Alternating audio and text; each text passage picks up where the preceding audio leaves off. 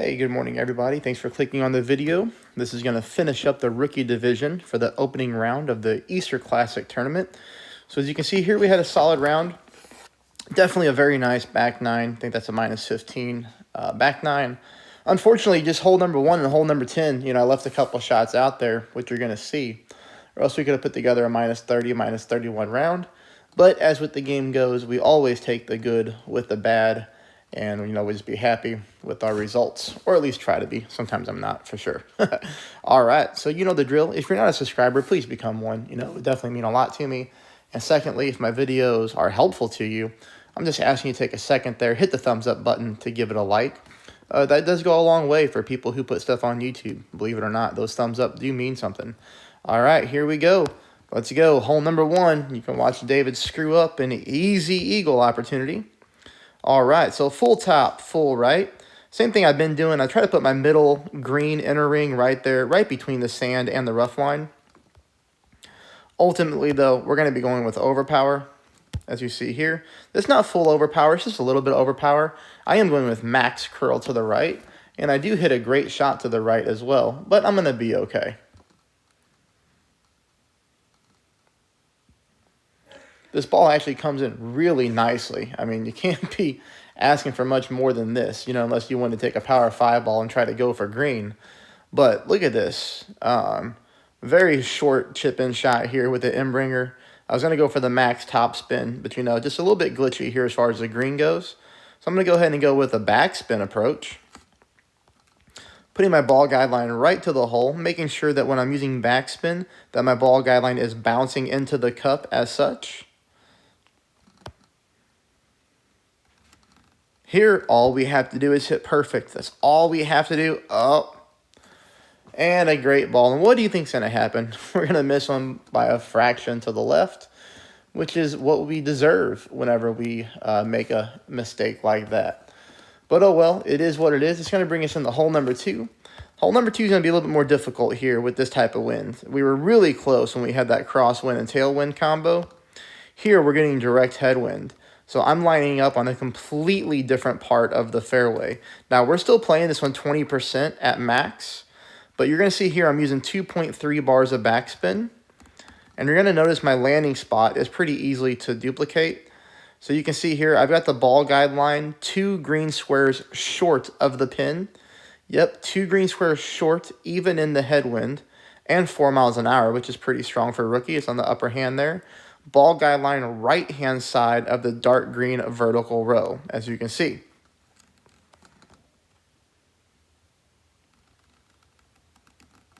Take a normal shot. Hey, what do you know? I hit another great ball. Great ball to the right. So, of course, we're going to miss to the right. But as you can see there, without a great ball, the line looked pretty good. However, we would need to take more backspin off this shot.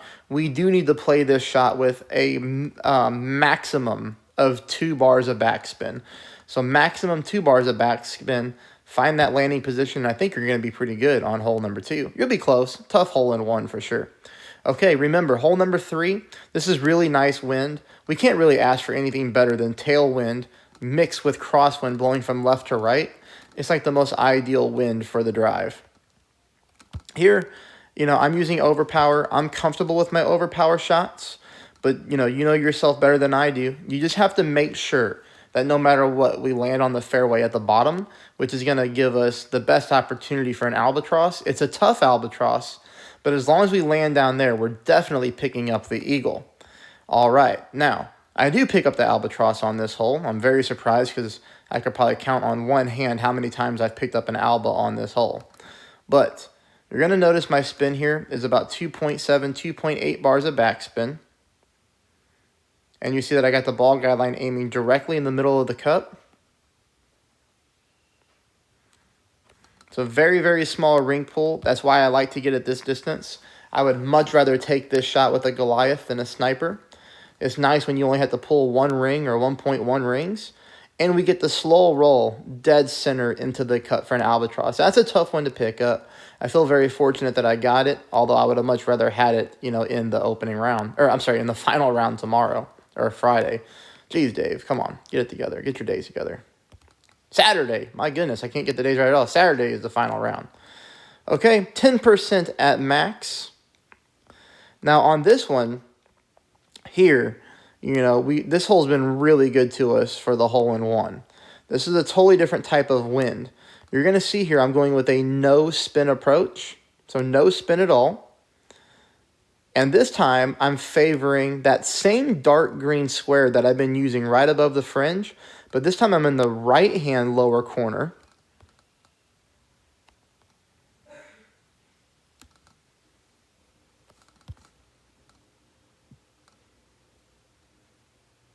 You can see the speed is perfect, but boy, oh boy, we come really, really close to dropping this one in. So what do we need to do? Here's what we need to do. We need to use that same reference point. Again, no spin, but that dark green square, if we were to just maybe aim right there, right? Like right there in the middle, or even right there, that would be pretty good. But you can see here, I move it over to the right-hand side, and now I'm all up in the corner of that dark green square. If we aim right there, we know we missed to the right. So maybe we aim right there, moving forward, okay? More like in the middle right-hand side of that dark green square, and I think you're going to be pretty good for a very nice chance for a hole-in-one. 10% at max. All right. Hole number 5. I've been complaining about this hole, about how much I hate the rough bump, but I went ahead and went for it again, and this time I played the right elevation, and I do pick up the eagle. 5 bars of top spin, 4.5 if you have it, 2 bars of right side spin. If you're playing with 4.5 bars of top spin, I would like you to push the drive a little bit. And when I say push the drive, I mean use a little bit of overpower. I don't mean go crazy with it, because we don't want to roll into the top rough. But the reason that I want you to use the overpower is because I want to make sure that you are in Goliath range for the rough bump. You can see here I left myself plenty of room. And we're going to be at a max distance Goliath. So 25%, or this is going to be minus 25% elevation. Again, minus. That means we're playing this shot uphill. I'm using 25%, minus 25% elevation with 5 bars of top spin. You can tell it's 9:30 in the morning now, and I've been up since 4:30. It's starting to get to me. Here we go. Can't talk. Ball guideline going through the pin. It is very important on this hole to go through the pin, or else you will come up short. You got notice here that almost my entire yellow ring is in the rough. The top of the yellow ring is on the rough line. The very, very bottom of the yellow ring is barely dipping into the sand. Now, depending on your Goliath level, yours maybe look a little bit different, but it's important that we catch the middle of this rough. Perfect ball. And we come in there and we sneak it in the left-hand side for an eagle. That's a difficult to hold the eagle. There's not a lot of people picking up the eagle on this hole at all. But, we're going to take that one. That was nice. All right. Hole number 6, we also pick up the albatross here. We are using the Kingmaker. Like I said, I always go with Kingmaker on this hole just because the albatross rough bump plays so nice. It's nice to reduce the wind when we have probably one of the best albatross opportunities in the game on this hole. Perfect ball. Again, I push this drive harder than most players that stream because I want to take shot number 2 with my Goliath. Now, I know I've got a lot of new subscribers since I talked about the Goliath versus Sniper and the Goliath versus Grizzly, stuff like that.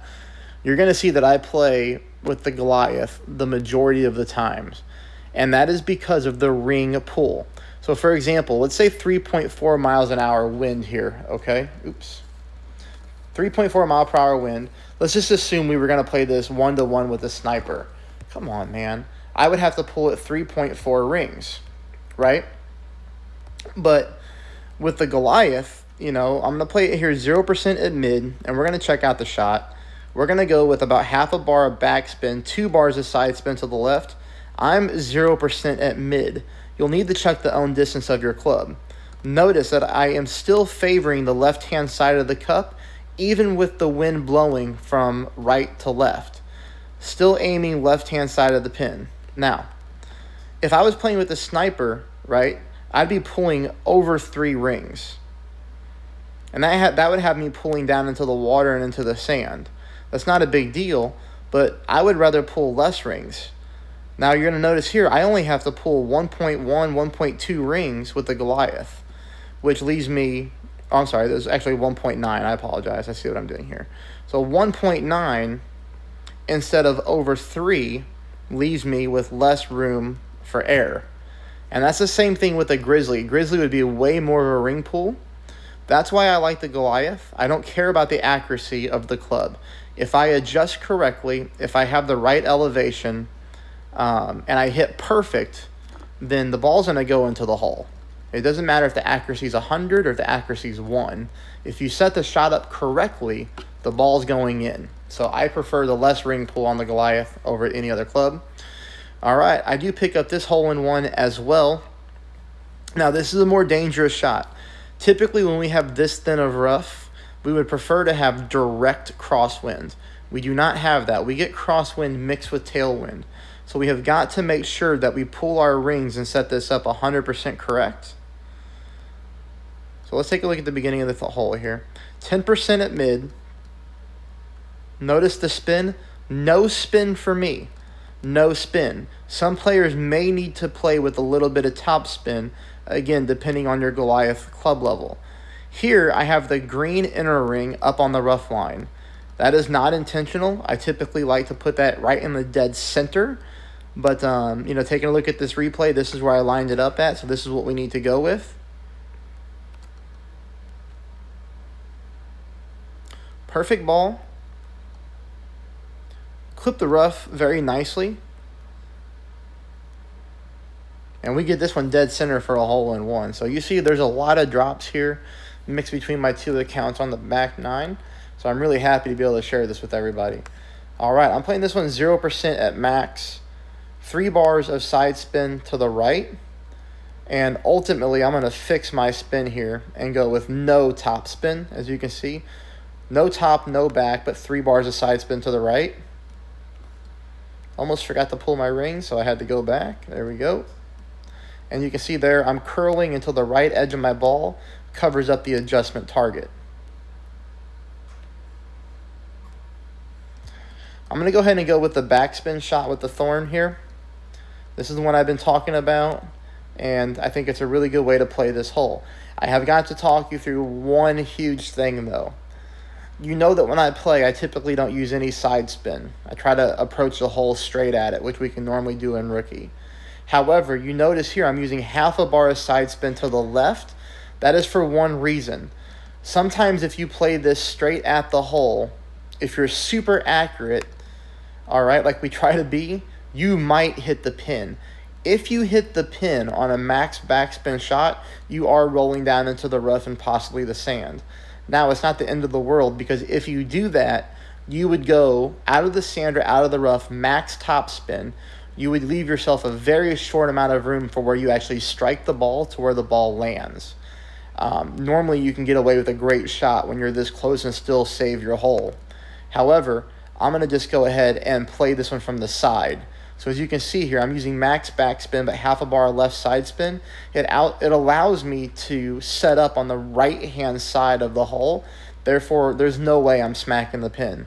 Now, what ends up happening here is I just didn't use enough left side spin. So you can see here, this shot was very safe.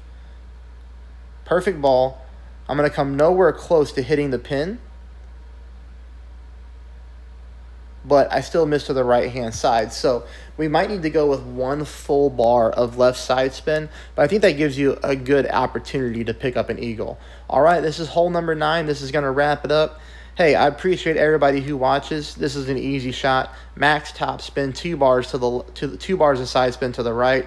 I'm not going to push up to max. I'm going to take a controlled overpower shot with baby right curl and just try to power this thing up as far to the fairway as I can. The nice part about this is we got back-to-back tailwind, which means you know what's going to happen in the finals. We're probably going to get back-to-back headwind. So let's be ready for that and make sure we save our Power 5 balls for the finals. Please hit the subscribe button. Please give me a thumbs up. And if you appreciate the work that I do for the tournaments, every tournament, There's two things you can do to help me out. You can become a member to the channel. That would be freaking awesome. It also helps support wildlife, which we do a lot of really cool work. We'll get you in our Facebook chat. That's exclusive to my members only. Or if you like to do a PayPal donation and kind of tip me like you would your favorite bartender, you can also check out the comments section on how to do that as well. The good news is, everybody, is I believe that I am heading to the final round on both of my rookie accounts, so I will see you then. I'm trying to figure out when I'm going to release videos for the final round, though, because my daughter is on a travel volleyball tournament this weekend. It's about an hour and a half away from the house, but she has to be there at 7:30 in the morning, which means we're leaving our house around 5:30 in the morning. So therefore, I know that's going to eliminate my chance to play early like I normally do. I'm probably going to start working on footage or content, I should say, the very late part of Saturday night, or I might just do it all on Sunday. So if you're able to be patient and wait for me, just expect everything to come Sunday instead of Saturday, all right? And I'll also put a message there on my page to give everybody an update if that's what I'm going to do. Thanks, everybody. Best of luck.